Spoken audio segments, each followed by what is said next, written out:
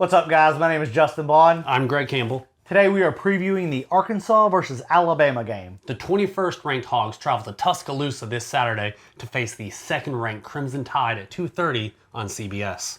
After a very gutsy performance and win last week in Baton Rouge, Arkansas is looking to end its 14-game losing streak to Alabama. This is Diamond State Sports.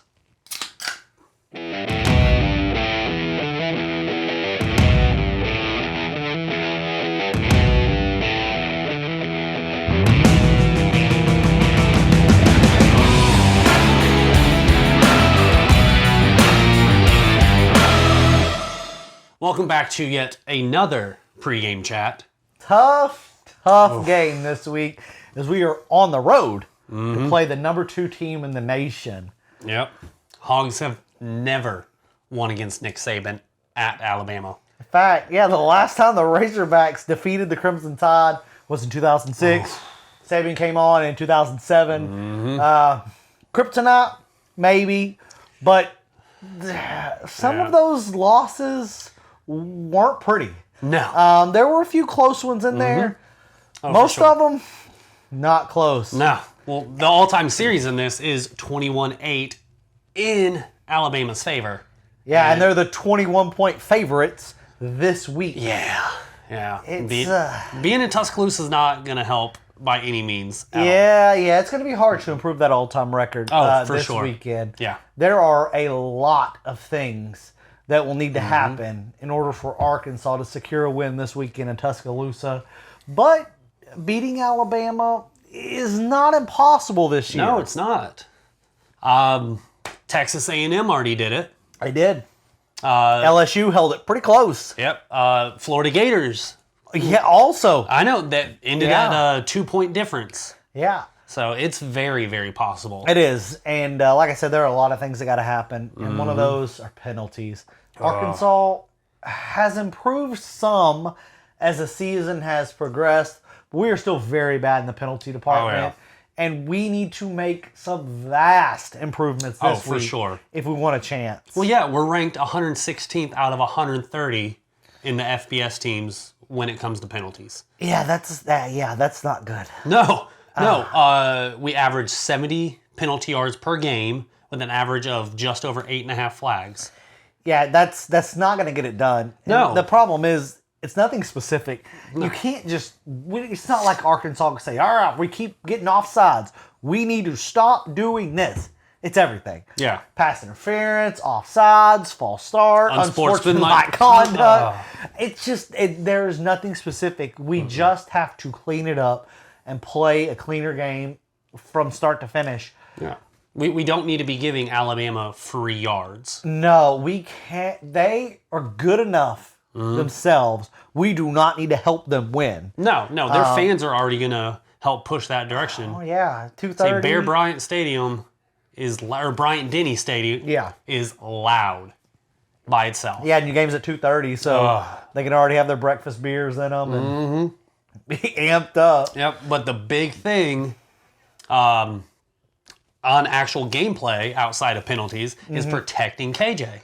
Yeah, so far, not so bad. I mean, our O-line has done a decent job protecting KJ. We've allowed 19 sacks in 10 games, which is too many. I mean, you don't want to allow any, and that's still almost 2 sacks a game. Yeah, and this is where the Tide is going to definitely push in their favor. They're second in the SEC with 34 sacks this season. Yeah, that's a lot. And keeping KJ out of harm's way will be critical to our ability to move the football and keep it out of the hands of the Tide offense. Like I said, we don't need to help them. We don't need to give the ball back to them. We don't need a loss of yards. No. So we need to protect KJ. Yeah, and that's where his speed, his quickness, his power, his escapability, all of that just comes into play with him. Absolutely. He's our second leading rusher with 474 yards on 107 carries. Yeah, that's a good thing. You know, that's a very good thing. KJ protects KJ often, and you know, as we saw in the LSU game this past weekend, his ability to scramble and avoid sacks. There are 2 or 3 plays that, I mean, he literally shook a tackle to avoid a sack. And then the next thing it was was an issue this weekend. It's been an issue all season. We have to be better at converting third downs. We just have not been very successful. I mean, we're right under 37% of the time converting that third down, and that's not going to get it done. That simply won't get it done. No. It's just not. And to make matters worse, Alabama is one of the best. Yeah. They're second in the SEC at preventing opponents from converting third downs, and they're just at 32% of allowing their opponents. You said their defense is second in the SEC? Yeah, who's first? Oh, Razorbacks. Oh, I know that, Tim. Yeah. Yeah. So I think that might be where the real story lies this for weekend, sure. really, because our offense has not been converting a lot, but our defense is number one in the SEC at preventing opposing offenses from converting. The Tide's offense, however, is number one at converting. Yeah. Get this, 57% of the time. That's ridiculous. That is unreal. 57% of the time, they go from a third down to a first. But like you said, our offense is number one in the SEC at not allowing third down conversions. They're only allowing 31% of conversions. So they are converting 57% of the time. We are only allowing conversions 31% of the time. Yeah, so there's right around a 26% difference in our favor. That could be story of the game, because stopping that Alabama offense from continuing drives really gives our offense more chances. I mean, this is a game of, at the end, who has more points. And so putting KJ and our offense on the field more and preventing their offense, stopping their drives, could be huge. And so I'm very eager to see. Another thing, blitz. I mean, we knew LSU was going to bring that. Alabama's the same. They're going to send the team on defense. LSU did. And I wasn't, I mean, we won. I'm stoked we won, but I just didn't feel like we were prepared last week. No, we have to get for that blitz. No, we have to be, like you said, more prepared. We have to be expecting it significantly harder. Yeah. But the thing is that if we beat the blitz, somebody is open downfield. Oh, yeah. I think I immediately think to that Dominique Johnson play. I mean, KJ was able to beat the blitz, and he's just standing there wide open and pretty much trotted into the end zone. It was a 40-something yard touchdown. It was a big play, which we're going to need more of. Kendall Browse needs to open up that playbook this week. If there's a week to do it, it's this week. We're on week 11. Yeah. I mean, I think of that fourth down trick field goal last week, Reed Bauer. I mean, we still did. We were going to kick a field goal. We ended up still kicking a field goal, but it was a difference of like a 50-something yarder to a 20-something yarder. That's a big difference. It is. And so we really are going to need some big plays this weekend. We also have to run the ball effectively. We've been talking about this for the past few weeks, and that's just what we're going to have to do. Our running backs are going to have to step up. We're going to have to get another big game against another great rush defense in Alabama. Yeah. I mean, it seems like this is repeating. Like, that's, rush defense is great, but we've done it before. Our rushing attack is even harder. And I think the biggest thing is mental fortitude. Oh, yeah.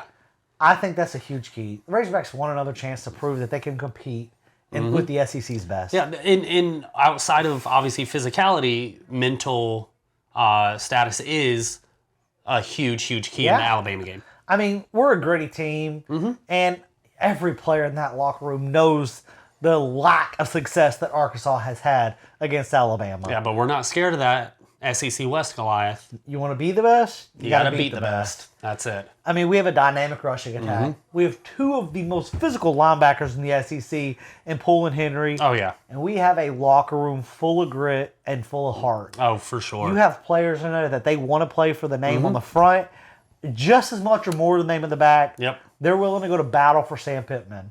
Oh, he's going to have them mentally ready for this game. Oh, absolutely.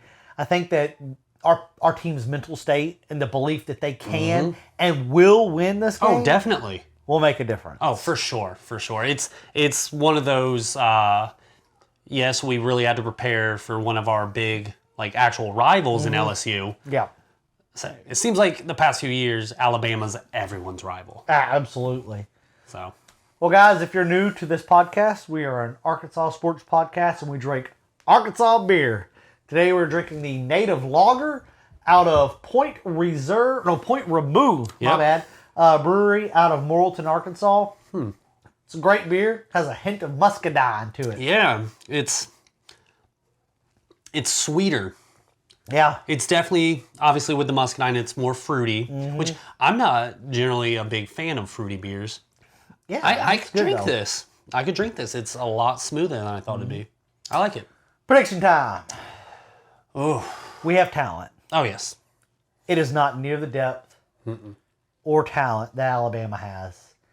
And yeah, it's really not. But one thing is, there is no quit in the Hogs. You know, our mental fortitude makes up a lot of the talent gap that we have. I think this is going to be a hard-fought battle and closer than a lot of the experts think. But ultimately, I do think that Alabama's depth and the Tuscaloosa environment win this game. Oh, for sure. Unfortunately, I'm going to go 35-24 Alabama. I don't think it's going to be as big of a blowout as a lot of the experts think. I know our team will be ready to play. I just don't know if we'll be able to overcome the pure gap in talent and depth between the two teams. And I do think that Alabama comes away with this one. I would love to be wrong. Oh, for sure. And I really, honestly, wouldn't be like... I know it would be a huge upset to most, but I would not be absolutely blown away if Arkansas finds a way to win this game. It would be an upset, like I said, but I mean, there's a lot to say for grit and heart. Yeah. But I think it's going to be, it's 100% going to be a fun game to watch. Absolutely. I think that Alabama's going to get it more so. If they win this game, they clinch the SEC West. Oh, yeah. That's in their mental as well. And with the Hogs coming off of the big win over LSU, bringing the boot back to Fayetteville, that's definitely going to help. But just like you said, the Tuscaloosa environment, I think, is going to cancel that out. Yeah. And then at that point, it's just going to be the physicality on the field. Alabama has that. So I think it's going to be a good game. I think it's going to be wider than what you think. I think it's going to be 42-21. Alabama. 42-21. Yeah, so you're going to go with the line. Line's 21. You're going to go with the line. Yeah, 42-21. You're going with the line. Go with the line. Yep. So you don't really have an over and under. You're just going in. Okay. Yep. 42-29. We're going to put up 29 or 21? You said 42-21. 21. Okay, so yeah. You got the word line in my head. 42-21. Yeah. I think KJ's going to get a touchdown. I think Dominic Johnson's going to get another touchdown. And there's going to be a passing one. Traylon Burks. More than likely. If it's going to be passing, it's going to be Burks. Maybe Warren Thompson if they're double teaming Burks. That's where. Yeah. But I think those are going to be our 3 touchdowns. So. Well, guys. And it's a safe bet. Tell us we're wrong. Please.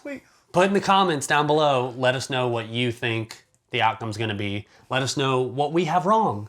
Let us know if we're just completely just off the rails with this and Arkansas is going to blow out Alabama somehow.